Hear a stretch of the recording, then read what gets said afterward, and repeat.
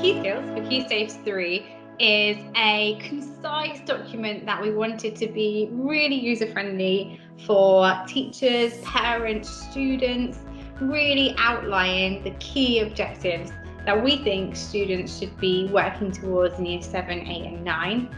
It contains all the information you will need all in one place.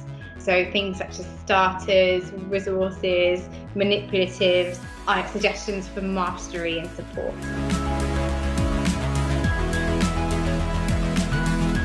So my name is Kate Williams. I currently am Head of Maths at a school in London and I work at another school in Kent.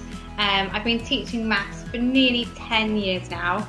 I started in a primary setting and then I worked on the transition between primary and secondary, and now I've worked in all years up to GCSE in secondary schools. Teachers might use it as their core scheme of work. It can be used for that. There isn't separate lesson breakdown for each objective, so it does allow for some creativity and flexibility. Teachers could use it alongside an existing scheme of work to just check that they're hitting those key objectives. They might not even necessarily look at the objectives, but they might want to use the starters and support and mastery resources that are included.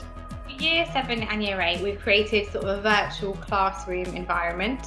So the key objectives, which range between about 4 and 6 per term, are on the whiteboard. And around the classroom there is links to the manipulatives, links to the starters, and a link to the mastery and support resources. For Year 9, it's a really similar concept, but we just wanted it to look a little more grown up. So it's a virtual notice board. Again, on the notice board, you'll have the key objectives, a link to making the lessons a bit more hands-on, so pulling away from manipulatives, but still trying to make it as engaging as possible. A link to starters, which starts to become a bit more GCSE focused, and another link again to mastery and support.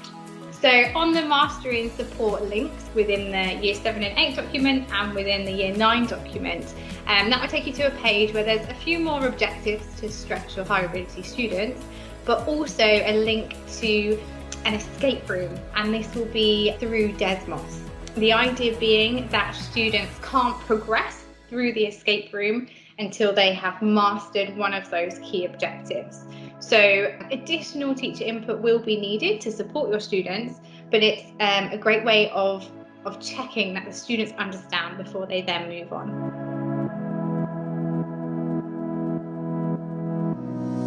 So the key objectives for each term were taken from the current Maths Progress scheme of work, but just really narrowed down. So really just taking those core principles from each section of the current scheme of work and aligning them all together regardless of ability with the textbook.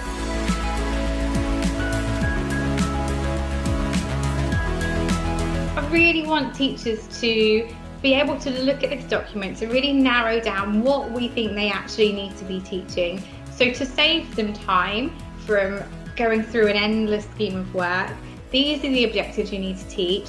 Use the spare time to make the lessons more engaging. These students have come from primary where manipulatives are used lots in the lessons. Use the time, try and get some manipulatives in, try and make it a bit more practical, hands-on. As long as we can hit those objectives, then other time and energy can be put into just making it fun and engaging to show that our students coming into secondary school that maths isn't hugely daunting and scary. It can still be enjoyable.